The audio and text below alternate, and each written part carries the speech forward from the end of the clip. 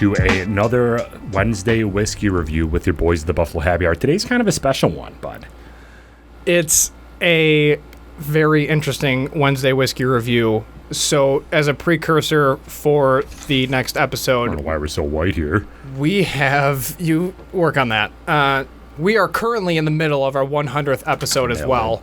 So we figured we would be proactive since we have everything up and running. We were going to do our Wednesday whiskey review so that it's done and over with and we can move on. We also haven't really started drinking yet, so we're going to start off with a hot one. Oh, yeah. Which we'll dive into. So, yeah, we started with the yard games, and we're gross, so this is how we are. Yeah, I mean, you got the guns out, bud. I'm You want to put them away? drenched in This is sweat. a family-friendly podcast, bud. Everything's fine. I got a permit. So I do what I want. so let's dive into what we're drinking. This is our tasting bottle of our Buffalo Happy Hour Single Barrel in partnership with 3 Chord Bourbon. So this is the big deal. This is the big shablam. the one that we were waiting on. Yeah, correct. So And we don't have the label yet, so we're going to be skipping the label branding section. But it's here. Our bottle's here, and we get to taste it, and we get to tell you guys how it tastes, because this is something that we've been working towards for quite a bit now, and we're excited to finally release it. We have it in front of us, so we're going to go through all of the tasting notes on this. Some information about this for anybody who found this on the shelf and are looking at trying to get some information on what it is. It is a 3 Chord Bourbon Buffalo Happy Hour Single Barrel. So it is aged for 4 years, and it's partly 80% of it is aged in cognac barrels, and then 20% of it is aged in toasted barrels. So it's toasted, not charred.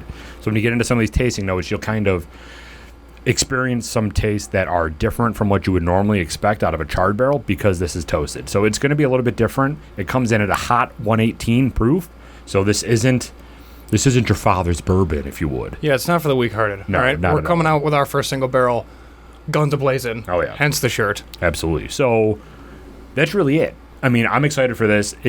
3 Chord has always been a great product. They've been very good to us so far, and we're really excited to partner with them to release our first Buffalo Happy Hour Single Barrel. And if you want to see what it looks like, obviously, if you got this video off of the shelf, you already know what it looks like. But if you're looking at this for the first time, go on our Instagram, and then you can buy it from Addie's Wine and Liquor on Transit Road. So, Michael, label branding, we are skipping. Nose, what do you got? I got a lot of things. So you do get some ethanol, but when you rotate to another nostril, hence what you're supposed to do on a nose, is a little bit of toffee, which we dove into a good bit, I would say, off camera. And I think that's the best descriptive word for it off the nose, is a toffee, and then a little bit of like the honey and caramelization and things like that you're getting on the nose, but it's not like an overpower for a 118. No. It's not overpowering at all. This is very friendly. I would have, based off the proof, I would have probably judged that this being hotter. I would have thought that it would smell more like ethanol, like Mike was saying. But as you rotate it to that other nostril, you do get that toffee note. You also get kind of like a caramel butterscotch note to it, like a Werther's caramel. Yeah. It's very, very inviting to the nose. And I'm not just saying that because this is our product. This is a very, very inviting whiskey.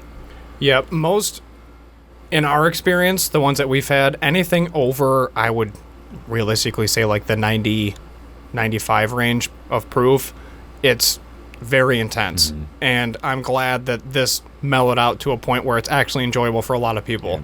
I think it's that cognac finish, too. Probably. Yeah. All right, so A+? A plus. Okay. Yeah, I was going to say A. Okay. Yeah, A check mark then. Let's do A check mark.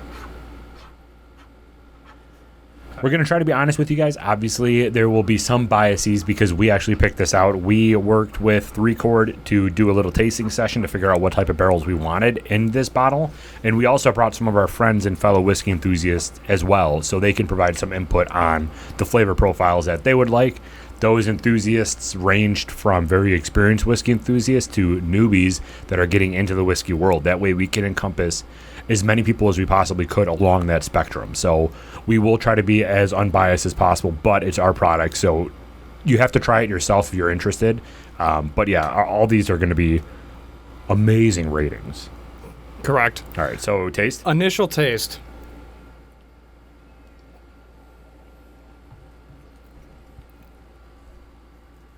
It's such a high hug, dude. like it just sits in the front of your mouth with the quote-unquote burn. But it really doesn't produce a lot of, like, salvation. Salivation, yeah. Salivation. Salvation is something totally off topic, which Correct. if you drink enough of this, you're probably going to want that. But yes, salivation. We're able to have a full conversation after something that was 118.2 proof, which is insane. Honey, oil, and still that toffee. Yeah. I'd say when you're looking at the makeup of this being 80% cognac and 20% toasted, the toasted notes really overwhelm the initial taste. That is where you're primarily getting a lot of your tasting notes from. That buttered toast, like a wheat toast, kind of that caramel, butterscotch, vanilla, oaky taste is still there. It's not as deep oak like you would get with a charred barrel, but it's more of a buttery, sweeter note that you're getting with that toasted barrel. This initial taste is very sweet, which 118 proof, again, you would probably not expect it to be that sweet. Not at all. It's a very sweet product. Yeah, it is. On the initial taste. You also kind of, at the back end of the initial taste, are picking up a little bit of like a cracked pepper, I would say. Yeah, I'm with you. Cracked pepper, I feel, is better than a baking spice. Yeah. I just kind of want to be more specific on this specific product just because I want to give the most range of tasting notes possible. Yeah. I agree. I agree. Cracked pepper. Okay, so for rating, would you go A+ check mark on that? I'm kind of getting a little like mustard and ketchup too, but that could be from the burger I just ate. Goodness gracious. Yeah, I'm going to go A+ check mark. I agree. I feel like this is such a well-rounded product. There's really not a lot of discrepancies, but again, we hand-picked it with a panel. I will also say too, the burn, the alcohol burn, for me is right on the tip of my tongue as soon as it touches my mouth. Yeah. And then it dissipates like crazy. If you drink this fast, or maybe if you have some like acid reflux issues, you could get a little bit of a burning sensation down in the pit of your stomach just because it's a high-proof product. But from just a initial taste standpoint, it's right when it hits the tip of your tongue, and then it dissipates from like a burning standpoint. And this doesn't even it stops like here. Yeah. Typically you would get some warming sensations in like your upper chest. In here it's really in your esophagus. It's a nice gentle warming. I don't know. For me, I like that more than a chest. Yeah. Where sometimes you drink higher proof, it warms your chest and you feel like you're sick. Or like, you know, you just consume something while sick and then that's your side effect in reaction to it. It's like, oh, okay, so I'm going down with something. But this warming your throat and then staying in your mouth and just allowing that entire experience travel through, it's really, really pleasant. On this, I'm going to go A++. A++, I agree. I really want to hit the buttered toast as well because I get that a lot on the ending note. Yeah, I agree on that. This ending note is still smooth. This is predominantly I didn't know when we first tried this how much the toasted would affect the whiskey. Toasting is relatively new for the whiskey world. Yeah. I mean, we were talking with Justin Hartman, who is the owner of Hartman's Distilling and also studied at Moonshine University, and he was telling us when we interviewed him that we haven't tasted, like collectively as a society, tasted a 10-year-old toasted product because it's such a new technique that was introduced to the world that we haven't tasted that type of product yet. And this, with it being toasted, I think that it was toasted for 6 months in that barrel, but still, the toasting barrel and the amount that it was aged is predominantly overpowering the cognac taste. You can get a little bit of like that, like the Hennessy, like the brandy ending to it too, like a little bit of a grape note on the end, but it's very, very faint. Yeah, no doubt. I think a lot of that cognac aspect of it just kind of gives it that full body experience while you're drinking it, so it kind of cuts a lot of the nonsense out, which is really pleasant. But the toasted barrel, when we first sat down with them and it was brought up like, hey, what do you guys feel about a toast, we're like, is it going to be enough? Because we're so used to char, like level 4 chars, that we're like, is it even going to be enough? And we had it and it was so splendid. Like, it was such a different experience that it just changed the whole game. So for us, we definitely wanted to incorporate that. But yeah, I mean, it's ideal. I really like this blend. Cool. Final rating? Give me that countdown.